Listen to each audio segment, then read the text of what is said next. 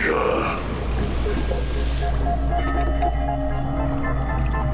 Greetings, travellers, and welcome to episode 46 of the Innsmouth Book Club podcast. I'm one of your hosts, Tim Mendes. I am one of the other ones, Rob Hoyton. And I'm the last, John Chadwick. Cool. Would you like to come into the old shop, gentlemen? Make yourself at home? You know, mind out for any unusual stains or, you know, that kind of nature. You still, I think you've tidied up a bit since last time. Yeah, Zadok ain't been in for a while. So that's always a good one. And I got rid of Obed's parrot, you know. Yeah, very messy and noisy. Yeah. We still got the bell above the door. I mean, it's nice to hear a ding-a-ling as we come in. Is that my ding-a-ling or your ding-a-ling? My ding-a-ling, yeah. Me and my ding-dong. Yeah. Right, yeah. Today we're going to be looking at a 1907 novella considered to be, and I quote, the finest supernatural tale in the English language by none other than Mr. H.P. Lovecraft, The Willows by Algernon Blackwood. Lovecraft, who considered it one of his all-time favourites, goes on to say, supernatural horror in literature, here art and restraint in narrative reach their very highest development, and an impression of lasting poignancy is produced without a single strained passage or a single false note. So it's safe to say he was a fan, isn't it? Yes, yeah, absolutely. So. And I think once we get through the story, we'll talk a little bit about Lovecraft and Blackwood. The sort of there wasn't much of a direct relationship between them, but they were obviously very aware of each other, and there's some quite interesting things that are thrown up through that. Yeah, it wasn't just Lovecraft who getting applauded. It's a mystery writer and translator, Grace Isabel Colburn, said in a 1915 essay, Algernon Blackwood, An Appreciation, for sheer naked, concentrated horror, unexplained and unexplainable, The Willows may be said to lead among the stories of the supernatural. So she was another fan. Yeah. And The Willows has inspired everyone from Frank Belknap Long, Lovecraft and Clark Ashton Smith to modern masters such as Ramsey Campbell and Caitlin R. Kiernan, whose superb 2001 novel Threshold is directly inspired by The Willows. And there's actually quite a lot of it quoted by the main character at various occasions, which is very cool. Oh, right. Oh, that's nice. I've not read that one. I have to it's a good one. It's a good one. It's very, very strange. Yeah. So, yeah. Well, if you're familiar at all with any of Kiernan's work, you know, it's pretty out there. Yeah. So. Yeah. And he was hugely prolific in his lifetime. He was born in Kent in 1869 and he died in 1951. And he wrote sort of several short stories, novels, novelettes, and also was on radio. He wrote for radio. Very prolific, hugely influential. I don't feel that he's that particularly well known, considering how influential he was. I think, you know, people know M.R. James and Lovecraft. They've heard of people like Stephen King and, you know, maybe even Ramsey Campbell. But I think for most people, if you said Algernon Blackwood, they wouldn't really have much of an idea about him.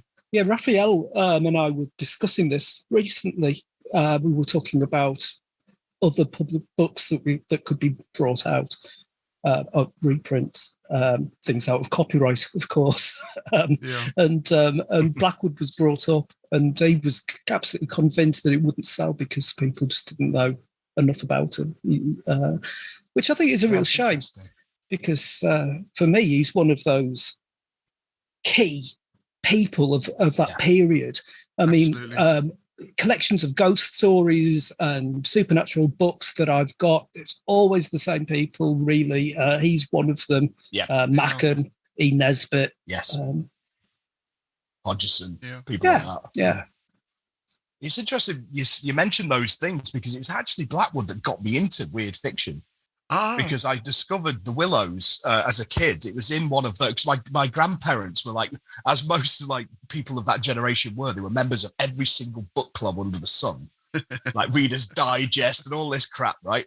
So I used to spend, you know, like wet Sunday afternoons going through the books, and there was like a collection of classic spine tinglers or something like that.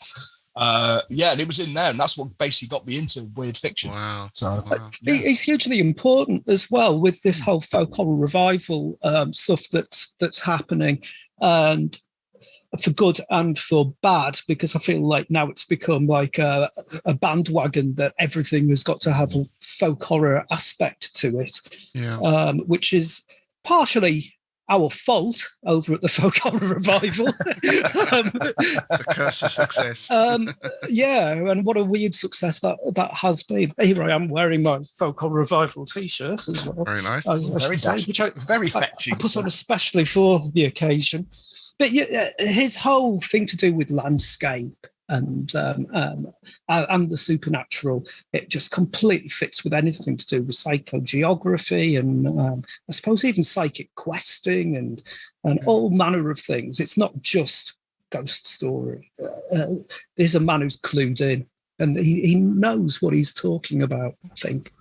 Well, I think he was a great outdoorsman. He enjoyed mountaineering and climbing and skiing and all those things, and that allied, I think, as we'll talk about later on, with his interest in mysticism and the occult, produced this kind of work.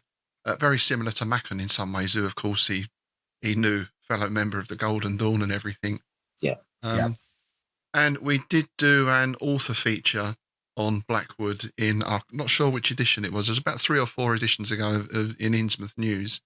So there's a place to look if you want more background information on him. But I think if we get into the story, because this is described as a novelette, isn't it? Really, you can't really call it a short story. It's a fair old length. Well, I think it was originally a novelette, and then it became a novella when it got some rewrites to it. Right. It's like one of those ones that's in that grey area, because novelettes are supposed to stop around 15k, and novellas don't start till 20. So I think it's one of them in the grey area. What do you call it? A noveletta?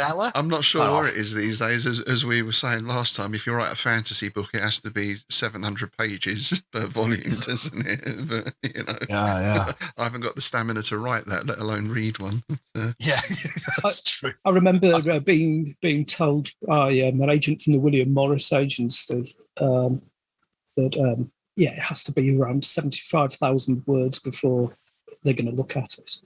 Yeah, that's okay. That's which is what a novel. That's a good size. Yeah, depending on your subject. And I think that's why something like the NaNoWriMo thing that happens every year is really good for writers, because it gets you into that has to be 50,000, but it gets you into structuring something into chapters and just writing something, even if it's never going to be published. Just writing and getting used to extensive content.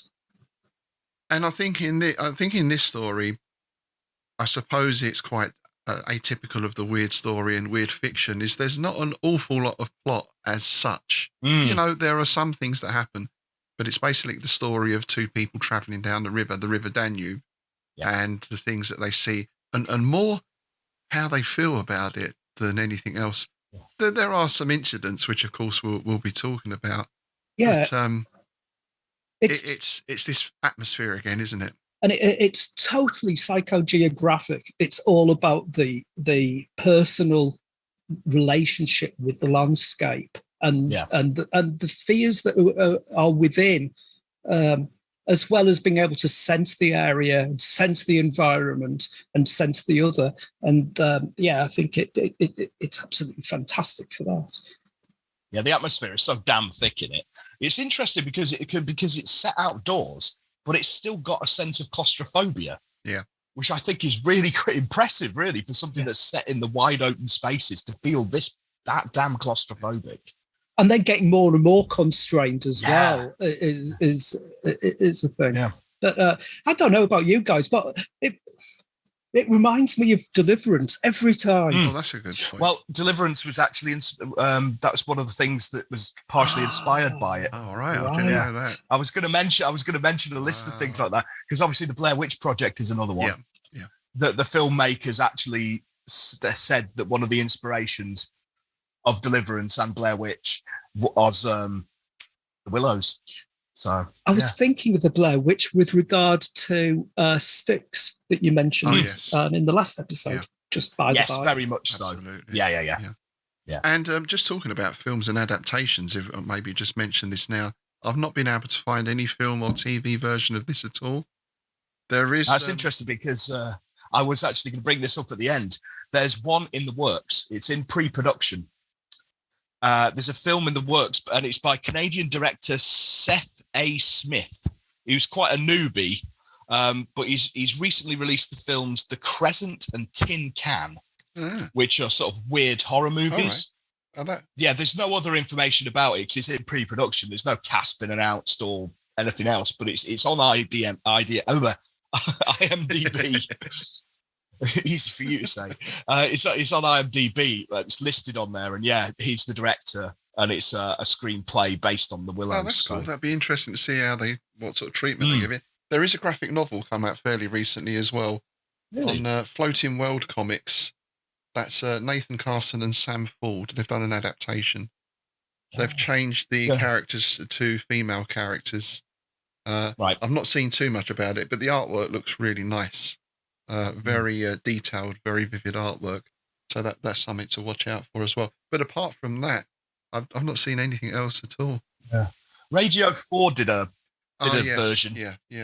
But that's no longer to be found on the iPlayer or anything like that. But it's on YouTube. I found the link to it earlier, so great. We'll put it under. Oh, great. We'll get that. We'll get that link up. I should remember the name of this recent film, and I can't, but we covered it in an earlier episode. The one where there's the guys doing the hiking holiday through, they're going into Sweden. The Ritual. They get the ritual. Yes. Yeah, that's certainly how, if it hasn't been an inspiration on that, I'd be blown away. Yeah, it has that feel, doesn't it? It certainly has that feel. Well, I know the novel it was based on, Adam Neville, isn't it?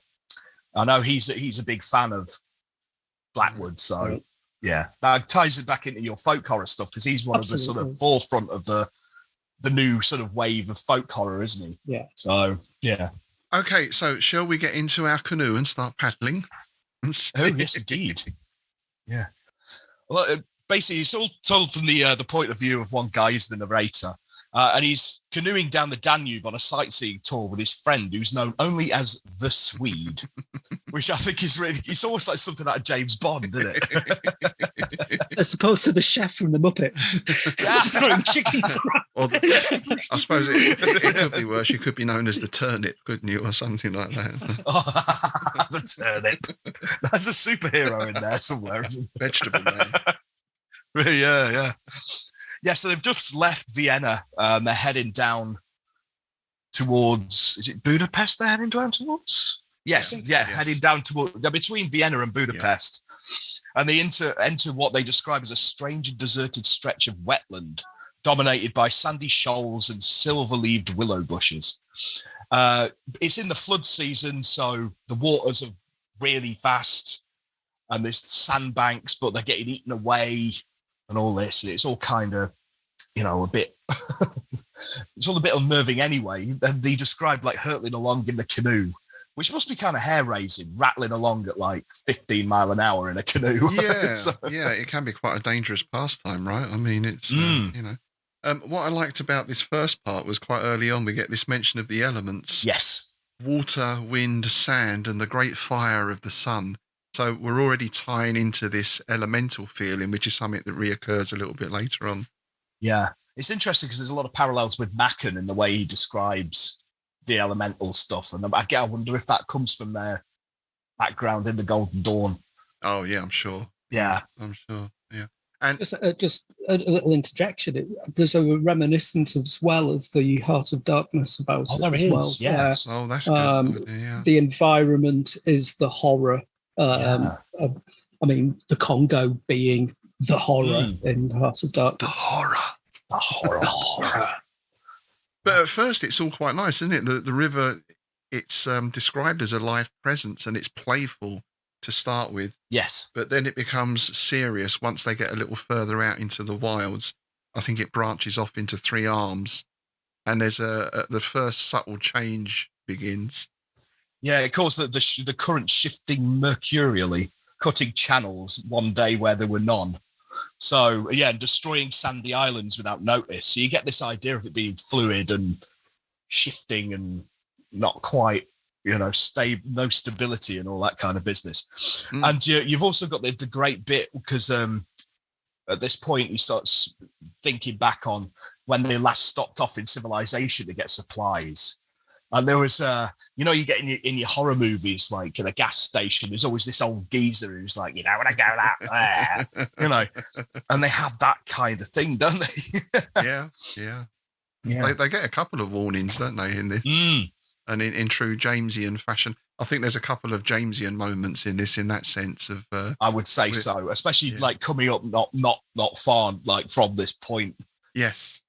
Yeah. And it's at this point, it's like when he starts describing the Willows, and the description of them is almost as if they are sort of like sentient, isn't it? And it calls them like drinking beasts, the way they're dipping their leaves into the water like beasts drinking and stuff like that, which I think is an absolutely superb image. I thought in some of this as well, I mean, they would have been, this would have been written earlier, but I'm thinking of Tolkien and Mirkwood and, of course, Old Man Willow in The Fellowship. Sentient trees that is actively out to get you. There's that little feeling of this. I actually saw that it's not the Willows, but there is a Blackwood Easter egg in Lord of the Rings. It's the name of one of the places. It's named after something in the Wendigo, I think. Wow. Because Tolkien must have been aware of this, right? Yeah. So that does definitely hint at that, doesn't it? If we've read the Wendigo, he's probably going to have read the Willows, right? Yeah. I think that there is something where it is actually named Blackwood something. Yes, looking at the Wikipedia, that there is a mention of that Tolkien connection. One of the things that surprises me is that, I mean, we've all been in woods where there's been trees that have scared the bejesus out of us, where, this anomalous shape or a growth on it may look like a person or something. Willows are the least scary for me. I love the fact that there's an enclosure inside them. It's almost like being in a cave or a den of itself. So I quite like the fact that he's taken that safe place for me and turned it into something. It is a subversion because when you look this up, I mean, there's a lot of biblical references to willows where they're a symbol of hope, and the other general idea with the willow, it's a symbol of fertility and new life. Yeah. So this is a direct inversion of that quite old trope, I guess. I was really grateful of a willow yesterday because it was roasting hot. We were walking down by the River Ouse, so I went and hid under a willow for a while just to get out of the sun. It's very brave of you. Yeah, I know. That's why I got my partner to take a picture so I could send it to you, because it was. Yeah. It was just like, oh, they'll appreciate this. That was me sulking because I was too hot, basically. Yeah. So as twilight falls, our narrator and the Swede pull onto quite a sizable sandbank at this point, isn't it? Like in the center, an acre, I think he says, isn't it? Which is a fair size. Yeah. Fair size. So it's like an island in the middle of the Danube, and but there's bits falling off it even as they're pulling the canoe up. So you get that impression already that it's kind of disintegrating around them. But so they start searching the island for firewood, and in the gloom over the marsh, they notice something weird in the water. They're sort of standing there, and there's a shape sort of tumbling over in the water. And their first reaction is, it's a body. Yeah. So they go running up to it, don't they? And they're kind of like, oh crap, what is it? And then it's never really explicitly said, but they sort of convince themselves it's an otter. Yeah. But is it? Well, it's a very big otter, isn't it? And it has these curious yellow eyes. Curious yellow eyes. Yeah. I think it was a Swede who says, by Jove. Yes. Yeah, by Jove. Which always makes me chuckle. For overseas readers, that's a Ken Dodd reference, very well-known British comedian. We are the Diddy Men. We come from Notty Ash. Yeah. There was an interesting literary connection to this, I thought. I don't know if you chaps have ever read a lot of Ted Hughes or not. I just know this from studying at A level. There's the poem, The Otter, where he describes an otter in the water, and then he goes on to describe it disappearing into the water as if it's melting. Nice. And I noticed that Blackwood used the exact same phrase. So I did wonder, without any background on whether or not there is a connection, whether or not Ted Hughes had read this and had picked up that reference. And I was trying to think of other places where such a word would have been used to describe animals disappearing into trees or water like that. The reason being is that I use it all the time myself. Right. Basically, because I'm that much of a thief. And I thought it was. I wonder if that's the origin. Very possibly. Yeah. Might be. Yeah. I just love that. Like an instant, once they've just got past this initial shock, they're sort of laughing it off. It actually says that they were standing laughing it off, kind of thing. You know, like, ha, it's just an otter. Ha ha ha. Something else happens. They look over, and this time there is a man on the river. And this is a very Jamesian bit, isn't it? I thought so. Yeah, I thought so for a couple of reasons. One, it's almost like an apparition. They can't quite make it out at first. Yeah. That it's almost like something floating or flying along. And the man is gesticulating at them and shouting. They can't make out what he's saying, and then he starts crossing himself. Yeah. And it is that idea of the warning, right, which is the typical thing, but how they brush it off as our peasant superstition, which I thought was very Jamesian again. Very much so, yeah. And also, keep going back to this over the last couple of episodes, it's Dracula again. It's still got that element. Everything that's almost happened to them so far is following on, for me, what Bram Stoker did setting up Dracula with Jonathan Harker on his journey to Dracula's castle. Well, I did wonder this because we're pretty much in the same area, right? Yes. We're in Hungary. Yeah. And I wondered if they're in this liminal space between Western Europe and Eastern Europe. Yeah. Which at the time would have been seen. And, well, to be fair, probably even now, I think of things like Borat and that kind of stuff. Yeah. There's still this stereotypical view of, I don't know, anything past Vienna is sort of superstitious and backward than everything else. It's true, yeah. I love this line, how it's describing what you're saying about the man and the Jamesian thing. So whether it was due to the slanting sunlight or the refraction from the wonderfully illuminated water, I cannot say, but whatever the cause, I found it difficult to focus my sight properly upon the flying apparition. That is a Jamesian passage, isn't it? It's great. It is. And his language is very vivid, but it's quite straightforward, isn't it? I mean, we've been used to reading a lot of Clark Ashton Smith. We're getting the dictionary out every other line. God, yeah. His language is very straightforward, even more straightforward than Lovecraft, for example. Yeah. Yet extremely descriptive and vivid, I feel. Yeah, absolutely. But I think there's something also that's really interesting about that line, that he couldn't quite focus on it, basically, because they also can't hear him. Yes. And so you've got this reduction of the senses. And so the whole thing of the man is they can't make that connection to find out what he wants, what he's after, what he's warning them of. And that can't help but make us feel as if there is something coming. And so it's a really good little plot point to kind of like suddenly just place that in there. It gets us back into this. It's something nasty is going to be coming along. I love the Swede's explanation, because he basically says he saw our smoke and thought we were spirits, probably. Yeah, it's like a double thing, isn't it? It's like almost a two-way. The warning person is like a spirit, but does he think they're spirits? Are they real? Yeah. It's interesting. It is. Yeah, so by this time they've pitched their tent in like an indentation in the middle of the island, like a hollow, because it's windy as all hell, right? Mm-hmm. So they've gone for shelter, and obviously they've got the fire down there and all that kind of business. And as night falls, the wind starts to really sort of give it some, doesn't it? And the willow branches start going in the wind, creating a strange, unholy humming noise. Yes. Yeah. And this is something that comes back again and again, isn't it? This noise when the willows are moving.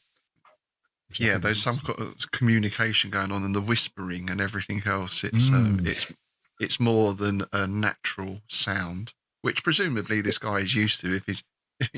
If he's canoeing down the Danube, this is not his first sort of time out in the wilderness. Yeah. So, and we get this lovely line here, which is something I want to talk about a little bit later on. The psychology of places, for some imaginations at least, is very vivid.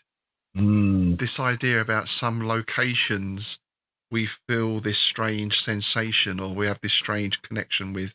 So maybe that's something we can talk about at the end. Yeah, there's something I would like to go into about that, and also the hum. So that's for later, but that's more to do with the reality of this kind of stuff as opposed to the fiction. Right. So it's a side note. Yeah. And it's just after that line that you said, Rob, you get this another great line here. And the note of this willow camp now became unmistakably plain to me. We were interlopers, trespassers where we were not welcomed. Yes. Yep, folk horror.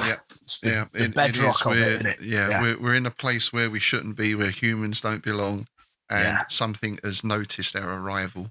Yes, that's very much the feeling. It's one of the absolute tropes of folk horror, is being in a place out of your depth, and that you don't quite understand, and then bit by bit you catch on, and it's the threat from outside, and this is just absolutely perfect. And it's also that thing we see a huge amount of in horror films, where people from the city go into the countryside. Oh yeah. And it's the classic, isn't it? It's hostile environment in every single way.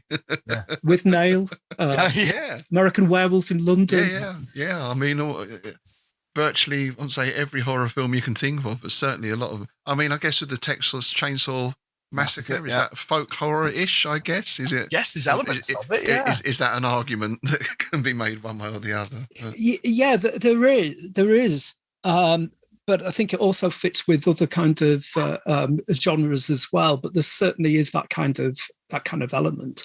I mean, the most obvious one is probably the Wicker Man. You've got a policeman who is a completely opposite to the environment that he goes into.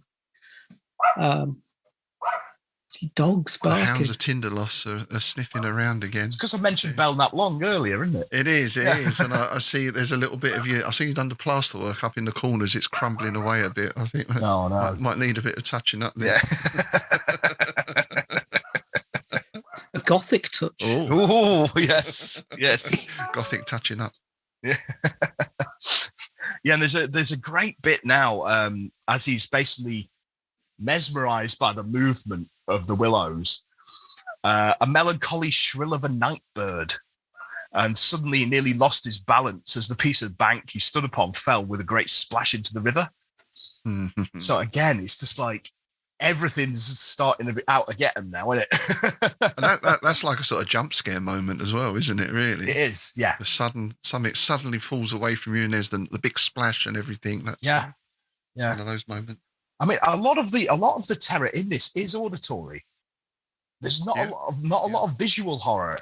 It's all about sounds and perception of sound, which I think is absolutely superb. Because I mean, it's a book, isn't it? You can hear the sounds in your head when you're reading it, which is great. Yeah. But it fits with that paranoia that you get in woods, particularly in the dark. A snap of a branch and you don't know what the hell it is. I'm quite comfortable in that environment, but then I do live in the countryside now. We've got no street lights here or anything, and walking around here at night doesn't bother me at all. But then it completely depends upon the circumstances. Yeah. I mean, the biggest one for me was basically under the influence of certain substances. And my entire group of friends and I ran away from the woods in fear of badgers. Because we convinced ourselves badger attack. Badgers. That's probably what this all is at the end. It's probably just badgers, and otters. Well, it's the corpse pipe, isn't it? Again. Yeah. The black metal. But then this horror becomes more real, more vivid, because he starts seeing these actual figures, doesn't it? And this was a very strong passage. Yeah, this is after, because it's later that night when the Swedes come back with his firewood. They've sort of chilled out and they've gone to bed, haven't they?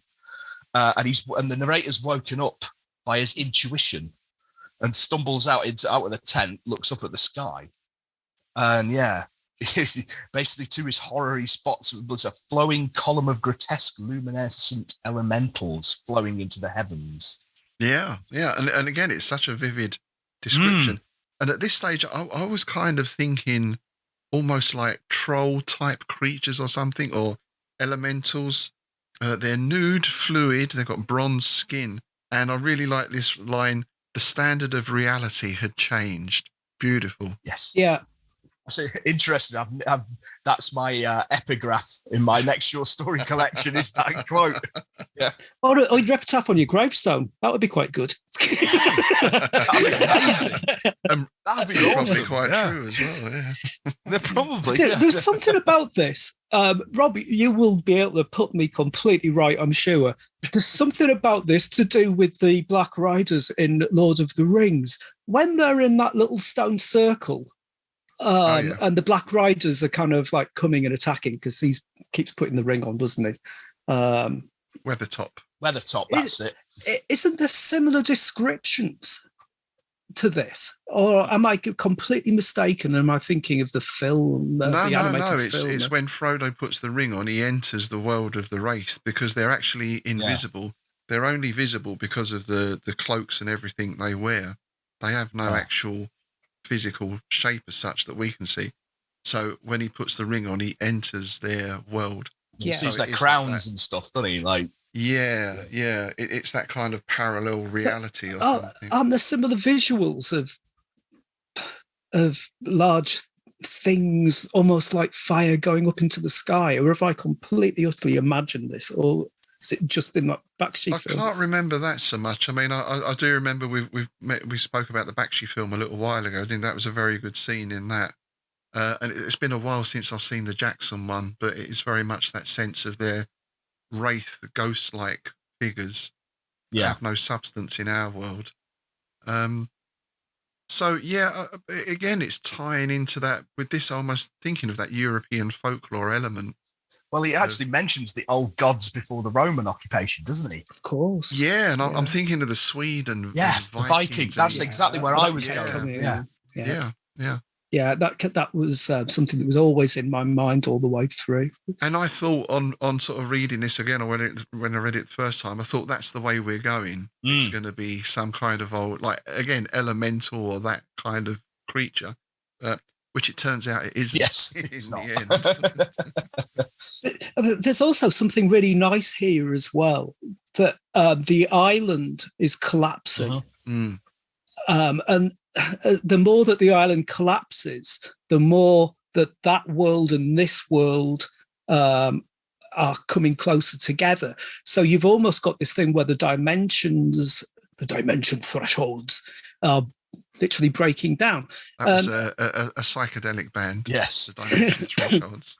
It reminded me of his Dark Materials, the Philip Pullman books, where you've actually got all of the different realities, parallel universes all coming together into one, and the barriers are coming down. Right. And I think that's a big thing to do with liminality. Yes. And liminal spaces being described as thin places, and you constantly having this connection with things like wolves and stuff coming through, and balls of light and things like this. And that's what all of this was speaking about to me.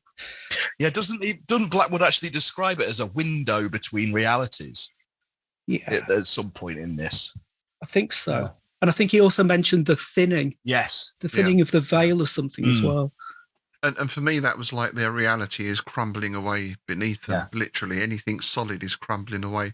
Well, and it also puts me, now I think about it, puts me in mind a bit of sort of Moorcock, especially, with all of his characters, that way they slip between alternate universes and alternate realities. Well, Kane's doing that, isn't he? Yes. Yeah. I saw parallels, because you've got the erosion of the island, you've got the erosion of reality, and you've got the slow erosion of their sanity as well. So erosion, I think, is like the big key theme to me. Yes. Yeah. But isn't it interesting as well that as this is happening, they're also losing their senses, or in that little part with the man in the boat. It's almost as if things are changing for them.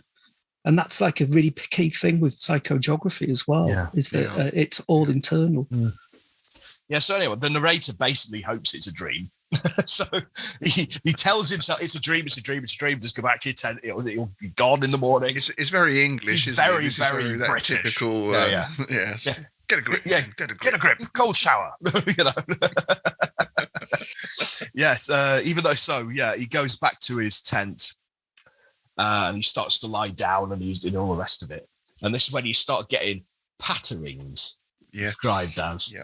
So like something's feeling it out, which is incredibly creepy. I remember when I read it as a kid, and then I went camping. You get them first few drops of rain. I was absolutely cacking my pants. I was just like, oh! We had a muntjac sniffing around outside the tent once. Oh, nice. They're quite prolific around here. They're like a small deer. They're not indigenous to the area. I can't remember when they were introduced, but sort of 2 o'clock in the morning in a tent, you get that sort of snuffling sound, and you know, is it a werewolf?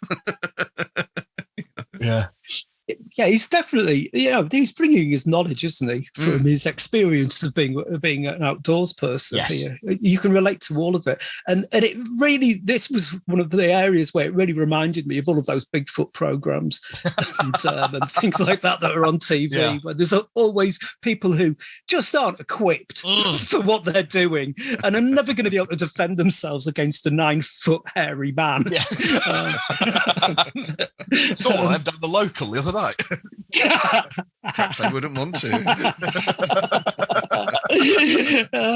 Bigfooting is a euphemism for dogging. Something cottaging. Something is it? Bigfooting. Oh, that's you bang on the trees and the comb. Yeah. No. Basically, like the narrator's been, is sort of like his saving grace for his sanity is the fact that by morning they're out of there, right? They're gone. Yes, yeah, he can put up. He can put up with it because very British, stiff upper lip. But in the morning they're out of there, right? But when they wake up, the Swede is, what does it say? In a bit of a desolate, in a dark and serious mood. Yes. Yeah. And I also like when they wake up, he comes out of the tent and he has the distinct impression that the bushes have moved a little bit closer. Yeah. Which is beautiful. That's so creepy. Yeah. And anyway, the Swede reveals that they won't be going because the bottom of the canoe had been split open and one paddle had gone missing. Yep. Next really important plot point. Yeah. So at this point, do you think, right, so the Swede's a bit dodgy. This is because the Swede starts talking about the gods are here and preparing a victim for sacrifice. Yes. Yeah, exactly. So then it turns down this route. You think, okay, the Swede is some kind of cultist, perhaps, or is lured into this place. There is a sense, isn't there, that he's going to do him in. It's all actually in his head. Yeah.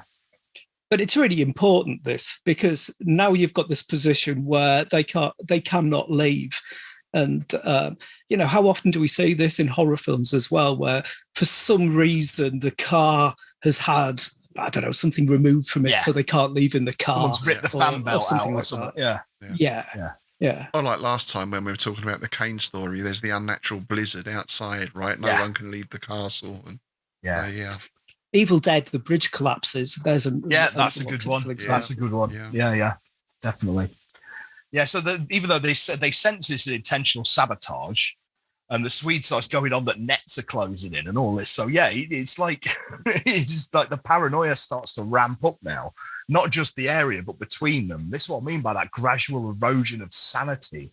Yeah, it's like they're both losing it, but in completely different ways. Because the narrator's always said that one of the reasons he liked hanging about with the Swede is the fact that he was an unimaginative chap, and that he was very down to earth and grounded. And when he was having flights of fancy, the Swede would be like, shut up, you daft Englishman. So when he starts freaking out, it kind of reverses it, doesn't it? Because now we get the Swede saying perhaps that wasn't an otter. It was too big for an otter and it had yellow eyes. Yeah. And when the protagonist sort of disputes this, the Swede calls him a fool. Yes. Accuses him of a feeble attempt at self-deception. Yeah. It's like the guy's trying to shut all this down and say, no, it's just a little bit odd. It's all right. But the Swede is now going full blown. It's the old gods. They're here. Yeah. And it is, I was right. I've just spotted it. He calls it a window zone. Oh, that's good. Yeah, a liminal zone, a liminal space, a window zone where a fourth dimension makes contact with the physical world. So, yeah, exactly what you were saying, John. Yeah, exactly that's what you were saying. I mean, immediately I'm thinking of things like Skinwalker Ranch and things like that, although I'm fairly certain that that's just modern folklore. Yes. But there's lots of places that do have that. I mean, somewhere like Avebury is a perfect example. Yes, it is. Of a liminal place that has lots of recurring oddness there. Yeah, we've got the Chankbury Ring not far from here as well, which is very like same sort of thing, where it's all it's like a confluence of strange shit. And it's not just like, it's all kinds of weird stuff. Like no birds will go in the woods. It's like, and all that kind of stuff. It's just like, there's obviously, and they sense it, right? You never see any bloody birds in there. And I've been there and there wasn't a single bird. So, There was a stone circle in the woods when I was a teenager, which we were led to believe was where the witches went. I mean, presumably some modern pagan group. And when we went there, it had been totally dispersed. So they'd obviously broken it down and moved on. Yeah. But it was in this clearing, which all the trees were dead. No birds were there at all. And it was a completely flat ambience, completely unpleasant. All the trees looked like they had eyes on them. Oh, nice. Somebody had written home on one of them with a penknife, which good. was messed up. Yeah. There was a piece of knotted rope in the centre where clearly there had been some ritual of tying people up, which I'm aware of, that there is something like that within Wicca. Yeah. But there was a route to it that was hidden by a very large conifer tree. And so if you didn't know it was behind there, you would never know. But you couldn't get dogs to walk past there. They would freak out. There was, when I was a teenager, a horse bolted through its rider, ran off down into the town and caused havoc. But much, much later on in my 20s, I was told, have a chat with this guy. His family have been here for generations. He'll probably know about that place. So I was talking to him, and that's when he told me, you mean the plague pit? And that was really weird. Is that what it originally was then? It was the site of a plague pit? Yeah, it was the town's plague pit. He was saying, there's two. There's another one further up onto the mills. But he said, some of the sailors from the Endeavour are in there. Yeah, so just after this, they start to notice another strange phenomena. These conical pockmarks covering the sand around them and around the hollow that they've got their tent in. Yes. So again, you get that feeling of like a questing creature looking for prey, don't you? It's like it's testing it. But doesn't it also make you think, oh, God, are the trees moving? Are they moving around? Yeah. Is that where the trees have been? Yeah. I had an image of things coming up from under the ground as well, with so much things burrowing up from underneath. Yeah, if you haven't read The Ceremonies by T.E.D. Klein, the dolls, and all that, it's the same, so then the Swede was going on about all this kind of business about the sacrifice, and he supposes that they may be spared if they can find another sacrifice. Oh, that was nice, isn't it? Isn't it? It's like, imagine the blokes looking round going, yeah.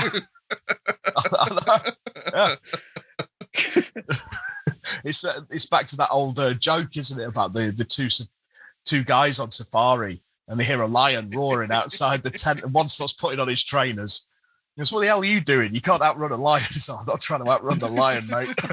I can outrun you. Yeah. Absolutely. Yeah. So as the night deepens around them, they start hearing this atonal gong almost, don't they? This strange celestial music almost, which is very, very cool. And it was almost like that had been going on all the time, but they didn't hear it before because of the sound of the wind and the rustling and the whispering. But it had always been there, and it's like he'd just noticed it. That was an interesting point. So, in one sense, perhaps in one world, their senses are being diminished, but now their senses are growing in this other world. It's like they're suddenly aware of something. Yeah, which it turns out is not a good thing. It never is it? No. It's never an ice cream van, is it? Yeah. I would love that on an episode of Most Haunted if Derek Cora had picked up an ice cream van. Well, it would have been brilliant. I'm just thinking it would fit perfectly into a Lovecraft story, wouldn't it? Really? It would. Ice cream van. Well, I thought that because the ice cream van around here creeps me the hell out because I'm up in a high rise. So, like the distortion of sound, because there's a courtyard down below and it goes around there and it plays I Do Like to Be Beside the Seaside. And it comes up here like some nightmare out of a weird carnival. Slightly flattened kind of. And it's just like, it's not helped for the fact that there's a crash down there as well. So you get loads of babies crying and then you got this thing going. So, whoa. Yeah. And they're obviously freaked out and they bang into each other, don't they? Yes. And the Swede's knocked unconscious and the pain forces the narrator to drop and they lose their concentration on this gong.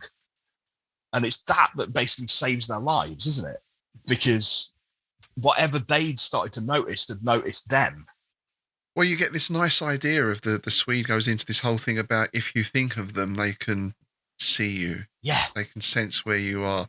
So it was there was a little bit sort of Midwich Cuckoos, the think of a brick wall kind of thing. It's like that old saying, don't think about a horse. And what's the first thing you think of? Yeah. It's like when you need a piss, the worst thing in the world to do is think about needing a piss. And I also like the Swede's little saying here, had a great expression. Disorder, disintegration, destruction, the 3 Ds. Nice. I like the fact that the atonal humming that they'd heard was described as a torrent. A torrent as well, because you've got the torrent of water, you've got the torrent of sound, and then the 3 Ds. I love it. There is something interesting about this thought, though, that if you think about it, it will be aware of you, because that totally fits with the whole aspect of the tulpa. The way that you create a tulpa is by feeding it that it's real and that it exists. The way you get rid of a tulpa is by totally, utterly ignoring it. And I can't help but think that Blackwood would have been aware of this. But I mean, that's turned up into alien abduction culture now as well, that basically you ignore the aliens, and that the reason why we haven't been told about them is basically because if we are aware of them, we're feeding them, and so they're real. But this also, it's a very primal thing. It's the fight, flight, fear response as well. Whereas if you look at a lot of animals, their reaction to a predator is to freeze. Yes. They just freeze and don't move and hope the lion sees the one that's trying to run away or whatever it is. Yeah. So that's something very primal as well, I think. I was started to question, where has the Swede got his knowledge from here? How does he know this all to me of was this? playing into this idea of this is the Swede. It's as much his madness as anything else. Well, just before this, he actually admits that he's been sensitive to liminal zones his entire life. Yeah, it does. So, yeah. There's a lovely line here, which is straight up cosmic horror, which must have influenced Lovecraft. Our insignificance may save us. Yes. I mean, that is cosmic horror in a nutshell, isn't it? Yeah. But for once, the insignificance is a good thing. Yeah. You want to be insignificant. It's so insignificant they're not even going to bother killing you. Yeah. Yeah. So when this passes, the narrator gets up and when he looks up, he notices that the tent's been knocked over, the camp's in disarray, food's gone missing, the bread is gone, bread's gone, and that the sound is completely peppered now with these conical divots. I'd start swimming. Don't know about you guys, but I just get in front crawl.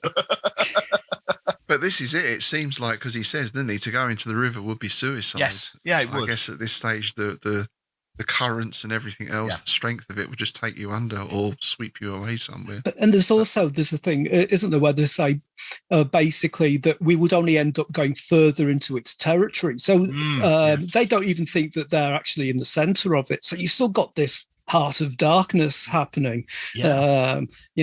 There's worse to come if you do try and escape. And speaking of worse, the Swede describes their fate as going to be worse than death. Yeah. Right? They're not going to be killed by this thing. They're going to be somehow absorbed into it, integrated. They're going to be stuck in this place. Utterly annihilated, I think was what he was saying, because he was saying we aren't our bodies, we go on to exist afterwards. But what would happen is that we would cease to exist altogether. They would annihilate us. Right. Nice. And this is where he starts saying these aren't elementals. They're not the old gods. They're nothing to do with mankind. So we kind of slip from this mystical nature elemental thing into something almost sci-fi. Yeah, the utterly cosmic, isn't it? It's the upside down in Stranger Things. But he still wants to sacrifice. Yeah. These things from the outside. It's again, you can see how much this has influenced Lovecraft, because that's his entire Cthulhu mythos right there, isn't it? Outer gods and things coming in through different realities, and gates of Yog-Sothoth and all that business.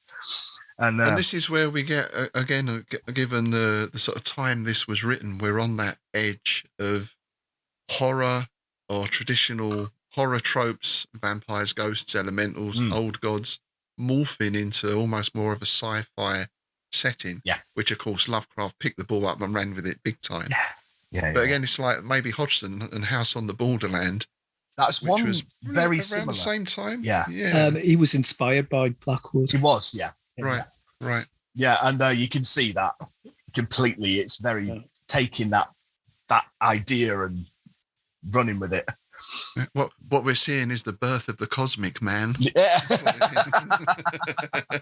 Wow. There's an album title. Isn't In fact, House in the Borderlands, the house has been on fire, hasn't it? And is burnt down. And his description of seeing it, I wonder if it's that I was thinking of, and not Lord of the Rings. That it's that imagery. Because you have that whole voyage through realities and dimensions, don't you, in House in the Borderlands? When he's gone underneath the house and through that limit again, it's a liminal space, and off he's gone on this big acid trip.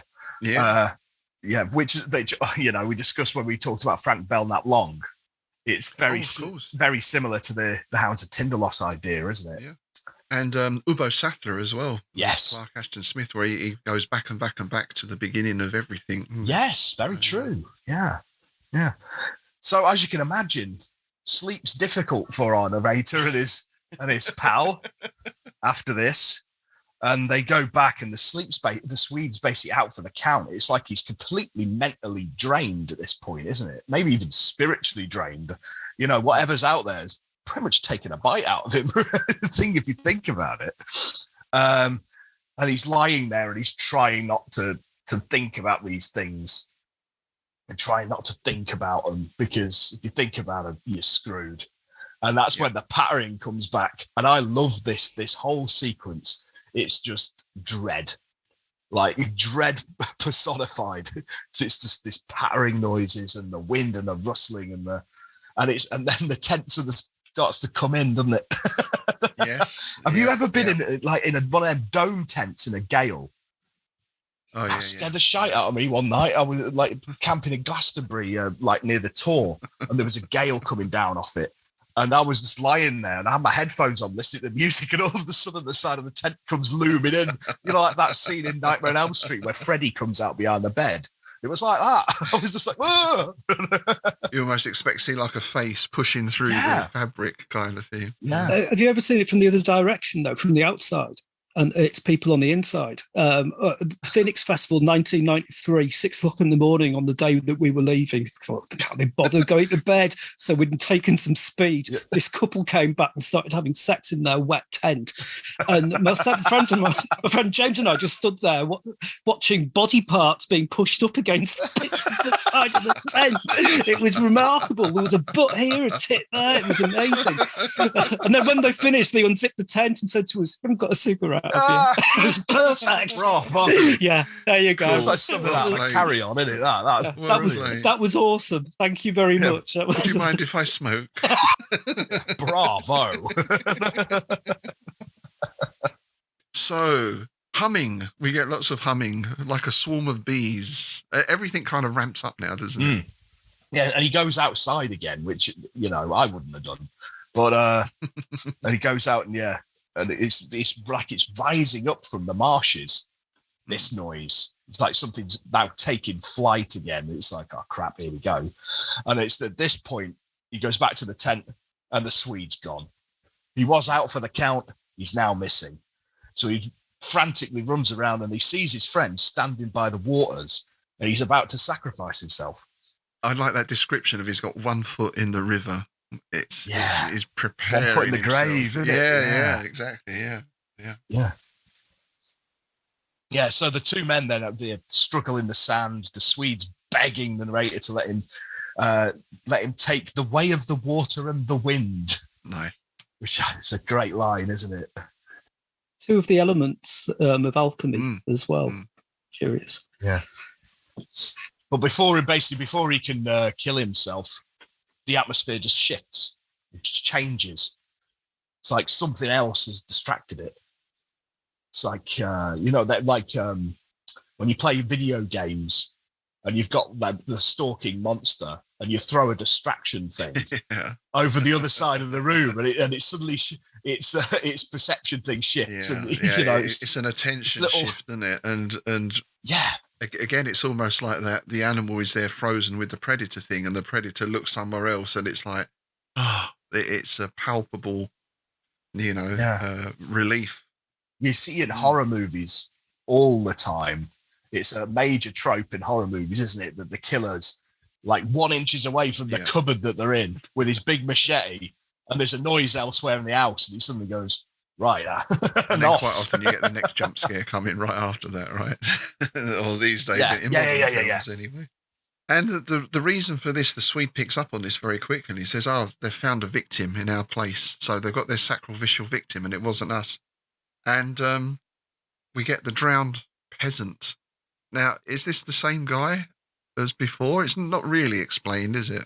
No, but that's it, isn't it? Is it the same guy? I mean, was he already in there? I don't know. It's all everything. Reality's shifted, hasn't it? It's jumbled. They've not seen anyone else except this guy where they're here. It'd be reasonable to expect that it would be the same person. He's just gone a little bit further downstream or upstream, whichever it is. And he didn't quite get out before the thing got him. But what I found interesting was that he had the puncture marks. Yes. And that also made me think of Dracula. Yeah. All right. Yeah. I like to say it's I like it. Yes, it describes it as riddled with beautifully formed conical impressions. So it's almost like the branches of the willows themselves have punctured him, because wasn't he also wrapped up in the roots of the willows? Yes.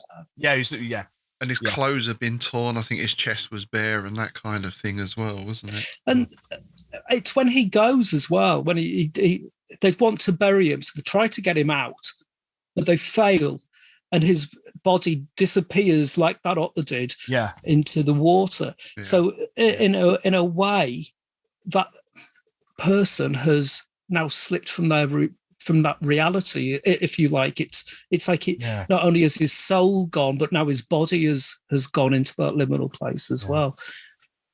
And thinking as well, just thinking there, this idea of rivers, this is very much like the Styx, perhaps, or that kind of thing. The dead are borne away down the river. I mean, it's a metaphor for death, isn't it? We're swept away to this other place. never to be seen again. It's still the spirit path, the corpse road. It's still a liminal place in itself. Rivers are, because obviously they're constantly flowing and things are moving along with the river, so they're never actually staying put. But also, if you think about it, that's the water element. We have a constant wind that doesn't die down. So you've got air there. You've got the constant need for fire and the importance of fire time looking for fire there as well. Yeah. And you've got the earth that's collapsing. So you've got all four of those alchemical elements. And obviously Blackwood would have been aware of that. But I think it's quite interesting that's tied in. And only has just dawned on me within the last 5 minutes that that's obvious, so obvious. Yeah, I love that line about the body. It said the body had been swept away into a midstream and was already beyond our reeds. Our reach, even reeds. It was already beyond our reach and almost out of sight, turning over and over on the waves like an otter. Yes. So we get that otter image. Yeah. So does that imply that otter was already a previous victim? That's where what I got from it. Yeah, but the yellow eyes was the strange thing, wasn't it? It's almost like the eyes sound alive. I mean, eyes can certainly be yellowed. Yeah, but that's not the same as yellow eyes. It's an implication of glowing to me, or perhaps it was like the sunset reflecting in them, or something like that, maybe. So all the Sith all have yellow eyes. Yeah. And that's the reason why Jar Jar Binks was the secret Sith Lord, and he actually was the Phantom Menace. You heard it here first, folks. Yeah. So that's the end of the story. We're left at that point, and again, in typical Weird Tales fashion, there's no other explanation. There's no follow-up. We don't hear how they got back to civilization and did some research or anything like that. That's it. Yeah, that's it. That's it. I love it. I love that fact, So, to be fair, if it was all explained, we wouldn't have anything to sit and podcast about, would we? Well, exactly. This is the mystery, and this is the strength of these stories, as we've said so many times. It is that open to interpretation, possibility of an unreliable narrator. We've got maybe the Swede going off his Swede, so to speak. Yes, yeah. But we've only got the narrator's word for that.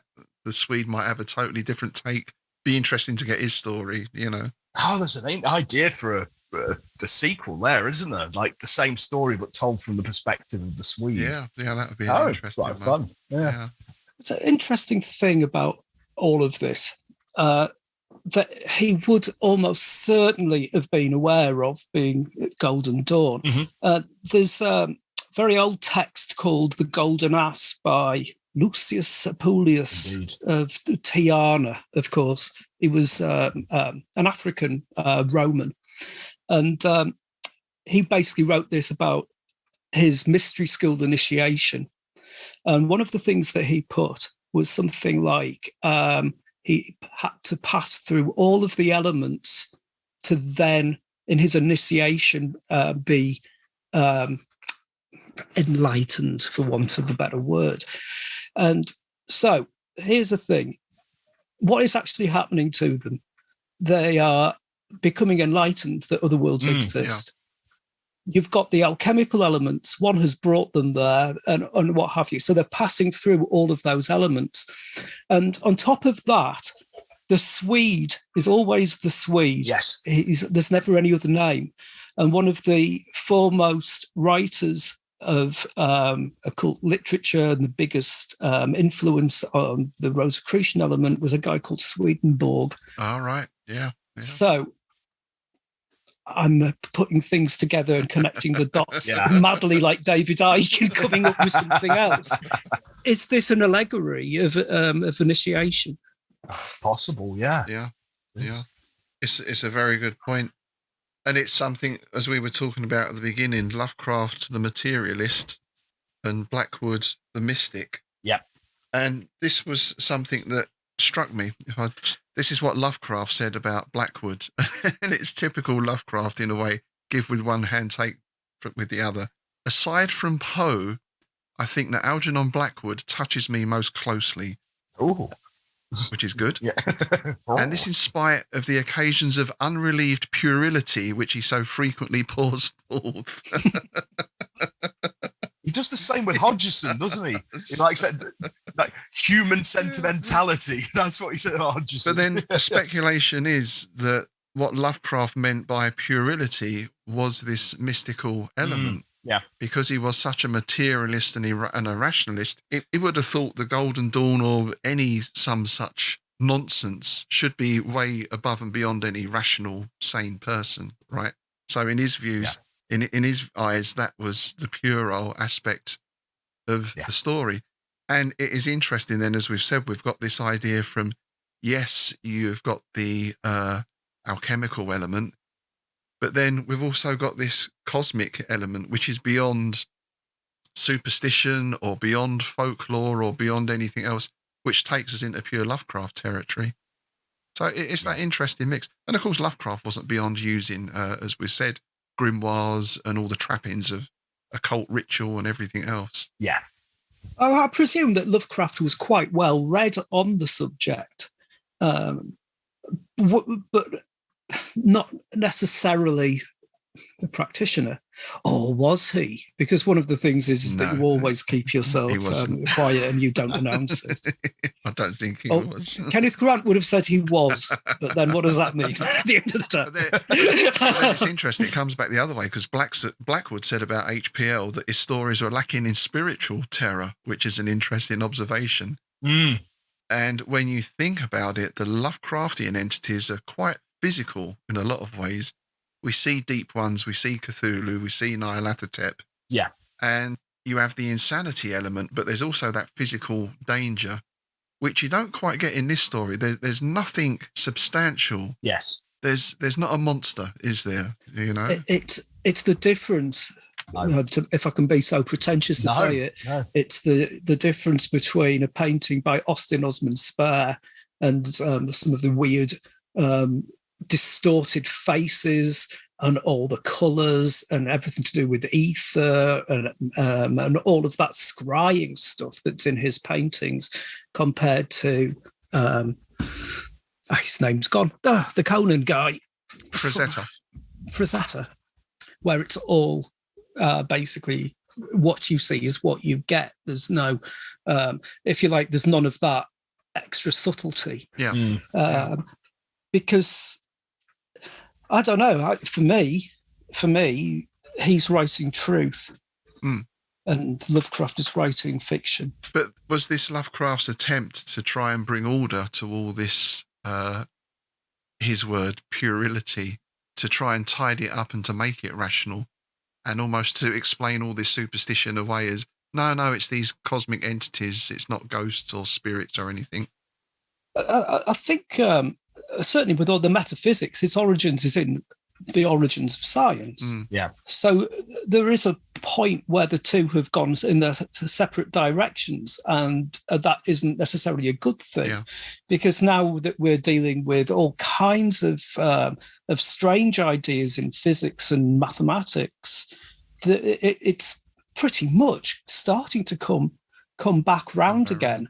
Yeah, which it was originally, right? Newton was an alchemist, and there was no separation back in, when you go back. Even with the Greeks, with the times of Pythagoras and all of that, they were all initiates, and so yeah, and Euclid obviously was another one, but yeah, I mean, I just read recently that they've thrown space-time out. That's not a thing anymore. It was too complicated, and so they got rid of it. And I think that that's a really interesting thing about science, is that it evolves, it adapts, and things that are set in stone get thrown out. The problem with the whole materialist thing is that they, for some reason, always, despite the scientific method of testing things and checking results and things moving on, they're quite averse to the evolution. This is what Robert Anton Wilson called the New Inquisition, right? Yeah. And yeah. When you think how much science and how much scientific work now is tied into corporate interests, for example, something like 90% of it is funded by corporate interests. And you get things like, the one I saw recently was Brian Cox on, I think it was like Lorraine or one of those sort of morning shows. And it was at Halloween, and she said, so So, are there such things as ghosts? And he said, no. Yeah. Okay. And I'm like, all right, well, what's your basis for coming to that conclusion? You know, there aren't ghosts because obviously it's all nonsense. Well, that's scientific. No, exactly. That's an opinion. That's not a science. That's not scientific fact. I mean, the whole point of science is to research and, you know, it's like the classic M.R. James quote, isn't it, about ghosts? You know, do you believe in ghosts? And the response is, I'm willing to look at the evidence and come to a conclusion. Yeah, absolutely. You know? Yeah. Basically, I don't know. Yeah, you got to be agnostic on it, right? Yeah. Or the Faultian approach again, isn't it, really? Yes, yeah. And there's that element where, you know, the biggest skeptic has got to be the person that's out there practicing stuff, because they can't afford to be swayed away by a draft coming in from a window, for example. It's that kind of shit that you see on TV on the ghost hunts, basically. Back to Derek. If you're really into this and you're doing it properly, you're the first person to point out that that's a draft. Well, that's why I like watching Luke Tabram's stuff, who came in and had a chat with us a little while ago. His group do a lot of visits to places around East Anglia and Suffolk, but they're very rational about what they do. They don't go in with a belief. And if something anomalous occurs, they're always looking for the explanation. Yeah. And most of the time they find it. But of course, then there's those one or two that, you know, is enough to keep it interesting, if you know what I mean. They're not going in there with the cynical attitude of, oh, this is all bollocks. And they're not going in there going, oh, I just heard something move. It must be a ghost. To me, they've got a very sensible approach. And there's so much myth surrounding it all. I mean, I'll never forget bringing in two people from another paranormal group to help us out with a group thing that was happening from Middlesbrough Council at Middlesbrough Town Hall, and we had to leave at 9:00 because of insurance reasons, etc. And they were saying, "Well, what's the point?" And I was like, "Well, do you mean? Well, it's 9:00. Ghosts don't come out until midnight." And I'm thinking, God. This is the kind of shit that has to be thrown out.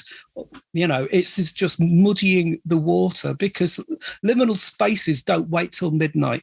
Basically, they are, and you know, it's one of the things that I thought was really interesting in this about the hum that was happening.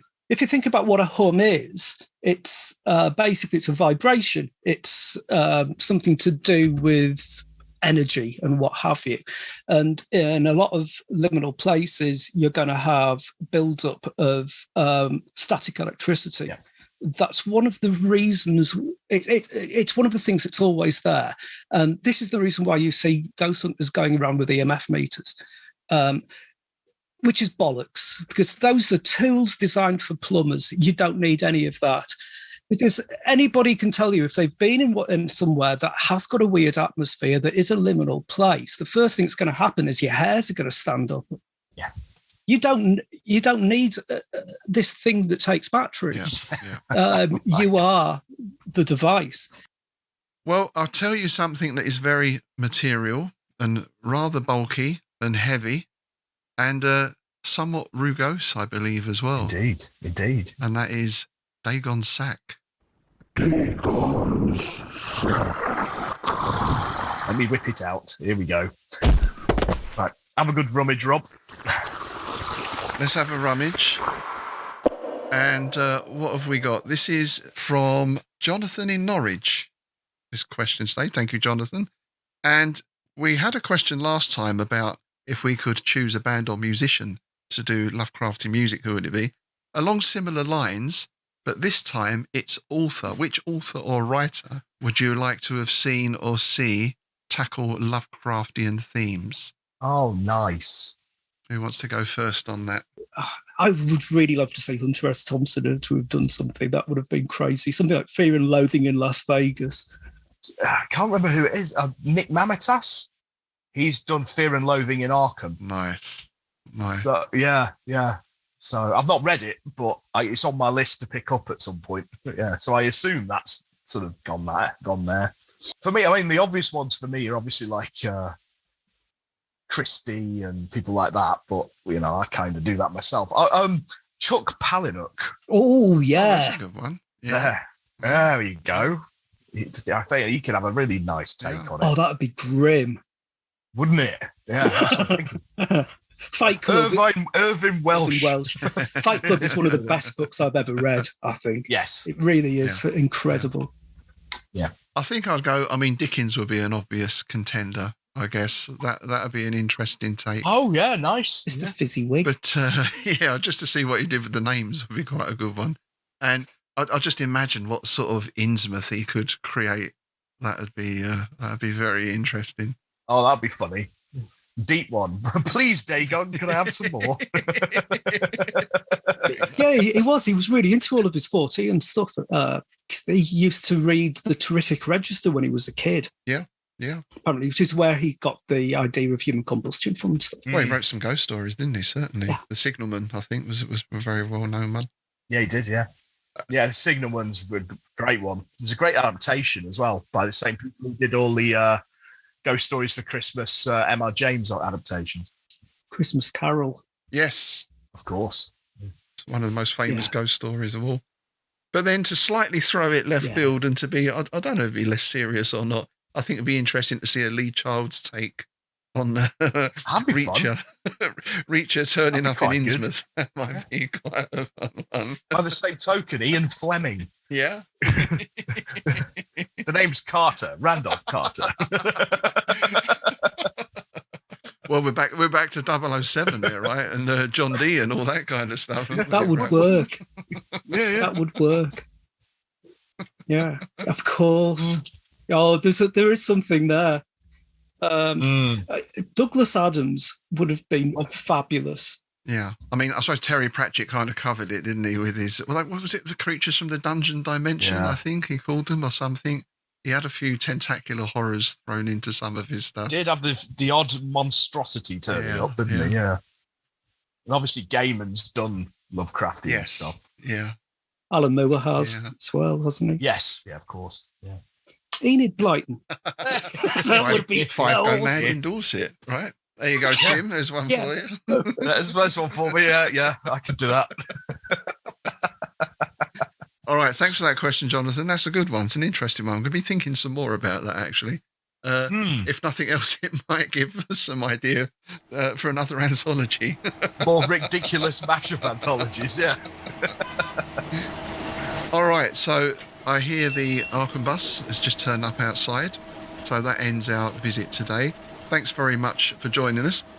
Before we go, I just wanted to do two things. One was to thank our patrons. That's Lane Mullin, Wingat Stites, Justin Woodman, Lee Clark-Zumper, Sharon Safia, Chris Carr and Russell Journey. Thanks very much for supporting the show. If you'd like to join them and help us spread our tentacles further, do check out our Patreon page. If you subscribe to the show, you get access to bonus content and a copy of Innsmouth News. And of course, you also get access to the bonus content for our Clark Ashton Smith podcast, Strange Shadows.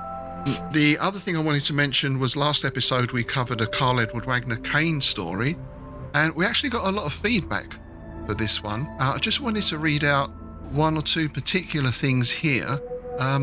We did ask about recurring characters. I think, Tim, you asked about recurring characters, and we had Michael Dwayne Hatchett wrote in to say there are a few recurring characters. Of course, they have small roles. His daughter, Cleist, and the Demon Lord, both from Raven's Eyrie, and he thinks, I'm sure there's a couple of others as well. So that's something we're going to check out. It's been a while since I read all the Kane books. Oh. And Michael also went on to say that rumour has it that Centipede Press is going to do a reprint of their Kane set. Oh, nice. Yeah, he said, keep an eye out. It's worth every penny. It's one of my prize Wagner collections. And also he said he really enjoyed the show as well. So thanks for that, Michael. Cheers, man. And there was another message as well, which was really nice. This is from Donald Moss. And he wrote, one of not just my favourite Kane stories, but one of my top genre stories too. I've been a werewolf fan since I was a little kid, reading comics, especially Werewolf at Night and Red Wolf. I loved how Wagner handled the details of the werewolf, and the labyrinth of the plot was masterful. revisiting that story is one of the saddest parts of losing Wagner too soon. For me, as it always seemed to me that there was a lot more to that storyline, as well as the werewolf, that I feel certain he would have explored further had he won his health battle. R.I.P. brother in spirit Carl. We never met, but you are one of the handful of people who have deeply influenced my life, and without even question for my betterment. That's a lovely message. Thanks for that, Donald. Yeah, it's nice that. Yeah. Yeah. So, if you'd like to follow us out to the bus and we will be away. Thanks again for listening today. Of course, we'd love to hear your comments and suggestions. You can get in touch via our Facebook page. By the way, I'd like to welcome all our new members on the Innsmouth Book Club Facebook page as well. I've had a lot of people join over the last few weeks. So don't be shy. Do post any comments or suggestions or questions. And of course, keep your questions coming in to Father Dagon at dagonsack@outlook.com. So, we're off to the pictures next time, I believe. The next time we're coming in. Are we? Excellent. What's on this time? It's a double feature. Oh, excellent. It's on. I was wondering when that was on. Yeah, it's a creature double feature. We're going to be watching Reanimator and From Beyond by the wonderful Stuart Gordon and be talking about those. So, looking forward to that. Hope you can join us for that, folks. We'll see you next time. It's goodbye from me, Rob Poynton. It's goodbye from me, Tim Mendes. And it's goodbye from me, John Chadwick.